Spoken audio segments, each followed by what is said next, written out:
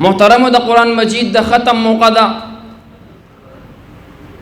الله تبارک و تعالی په نبی کریم علیه الصلاۃ والسلام باندې ډیر زیات معجزات ورکړي دي، لیکن تفصیل د نظم معجزات دو قسمه ده.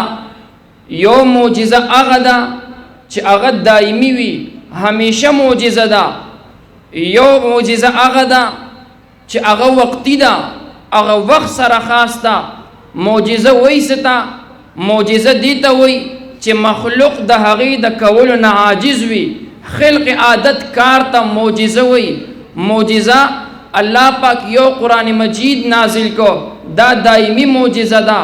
وقتی معجزه کافران را نبی علیہ الصلوۃ والسلام تا چې اے محمد صلی الله علیه وسلم مونږ ته پیغمبر منو، لیکن دا بر چې کوم سپومې ولاړه ده دا په میز باندې دوه ټوکړې کا.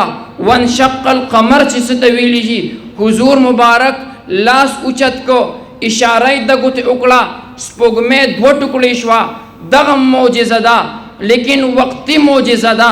حضور علیه الصلاۃ والسلام په لار باندې روان دی، اوږې دی، تتندې د وجې نه تلی نشي.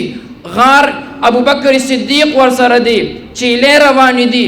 حضور ابو بکر ته ووی چې دغه چیلې نه مالا پی راواله. هغه مالک پسې ورغ، دی که خو پی نشته. حضور علیه الصلاۃ والسلام په هغې تینو باندې لاس راښکو، پی را روان شو. وقتی معجزه ده. د نبی علیه الصلاۃ والسلام د ګروتونو مبارک نه هغه اوبه روانې شوې چې د آب کوثر او د آب زمزم نه بهترې اوبه دي، هغه اوبه ترې روانې شوې. لیکن دا وقتی معجزه ده، دایمي معجزه نه ده.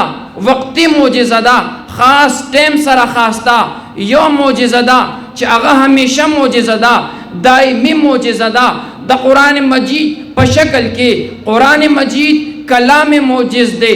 معجز وای دیتا چې دا نور لرا عاجز کی. معجز کتاب راغه، کافران حیران کړل، مشرکین حیران کړل. دغه کلام په حضور باندې راغه، ټول مخلوق حیران شو. چیلنج یې پرېښود چې اے مسلمانانو، اے کافرانو، اے ټول مخلوقاتو، دا چیلنج د رب قبول کا. دا کتاب د الله کتاب دی، په محمد عربي باندې نازل لے. کو څوک دغه جرأت کوي ځان ته بهادر وای، ما چې کوم قرآن نازل کړی دی د یو سورت مقابله یې وکړه، د یو آیت مقابله یې وکړه، د یو حرف مقابله یې وکړه. نه یې مقابله کړې ده، نه یې کوي، او د قیامت پورې به انشاءالله نه مقابله وکړي.